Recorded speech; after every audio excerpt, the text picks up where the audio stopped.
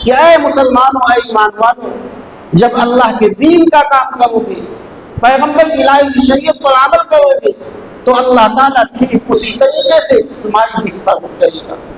तुम आज काम से दूर हो गए हो, दीन से दूर हो गए हो, मस्जिदों से दूर हो गए हो, कुरान से दूर हो गए हो, दीनी हल्कों से दूर हो गए हो, उलमा से दूर हो गए हो, बुजुर्गों से दूर हो गए हो। इसलिए आज तुम्हारी जाए पनाह कोई नहीं, तुम्हें पनाह देने के लिए कोई तैयार नहीं है। तुम्हारा खून इतना सस्ता हो गया है कि जो जहां पाता है तुम्हें कत्ल कर देता है, जो जहां पाता है तुम्हें मार देता है। इसकी वजह यही है कि हमने उस दीन को अपने गले से नहीं लगाया। हजरत उक़बा बिन नाफ़िअ रज़ियल्लाहु अन्हु, हजरत अमीर मुआविया रज़ियल्लाहु अन्हु के दौर में अल्लाह के दीन को लेकर के जब निकले हैं, त्यूनिस फतेह करते हुए, मराकश को फतेह करते हुए एक ऐसे इलाके के अंदर पहुंचे हैं जो अफ्रीका का इलाका था। जंगलात ही जंगलात थी, बड़ी कौम वहां पर आबाद थी। हज़रत उक़बा इब्न आमिर रज़ियल्लाहु अन्हु के साथ में 18 साथी थे। कितने लोग थे? 18 लोग। आज लाखों में हमें कुछ नहीं कर पा रहे, 18 लोग थे सिर्फ।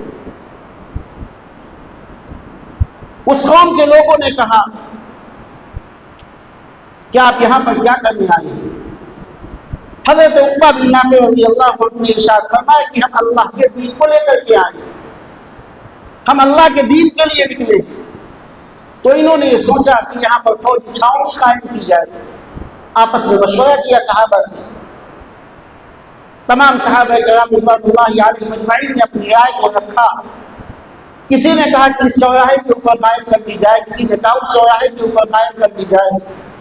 हज़रत उक़बा बिन नाफ़िअ रज़ियल्लाहु अन्हु ने इरशाद फरमाया कि नहीं, फौजी छावनी जो बनेगी वो जंगल के अंदर बनेगी। और अफ्रीका का जंगल वो जंगल है कि अगर दिन में कोई इंसान उस जंगल के अंदर कदम रख देता था तो वापस नहीं आता था। हज़रत उक़बा बिन नाफ़िअ रज़ियल्लाहु अन्हु अपनी जिद के ऊपर डटे हुए हैं और फरमाते हैं कि नहीं, फौजी छावनी जो कायम होगी वो जंगल के अंदर कायम होगी। वहां के लोगों ने उनको समझाया बुझाया कि बड़े खतरनाक इसके अंदर जानवर हैं, जहरीले सांप हैं, बिच्छू हैं, कैसे आप इसको कायम करेंगे?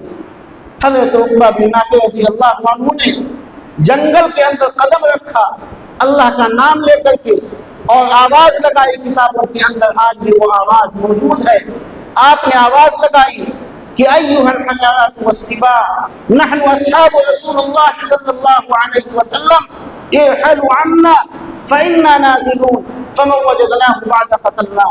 कि ऐ जंगल के दरिंदों, ऐ जंगल के जानवरों, ऐ शेरों, ऐ भेड़ियों, ऐ बिच्छुओं और सांपों, नहनु अस्हाबु रसूलुल्लाह, हम रसूलुल्लाह के मानने वाले हैं, हम रसूलुल्लाह के आशिक हैं, हम रसूलुल्लाह के दीन को लेकर के आए हैं।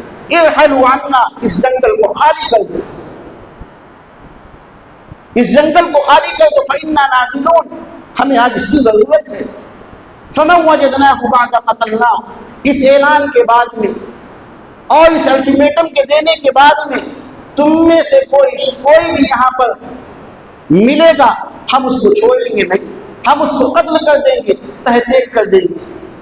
किताबों के अंदर आता है कि इस ऐलान का होना था, जंगल के दरिंदे, शेर, बिच्छू, सांप अपने बच्चों को इस तरीके से लेकर के जंगल से बाहर निकल रहे थे जैसे कोई गुलाम और अपने आका के सामने सर झुकाए हुए जा रहे। इस तरीके से भेड़िए अपने बच्चों को अपने से चिमटाए हुए भागे चले जा रहे, सांप अपने बच्चों को पीठ के ऊपर लाते हुए चला जा रहा, बिच्छू हैं, शेर हैं, भेड़िए हैं।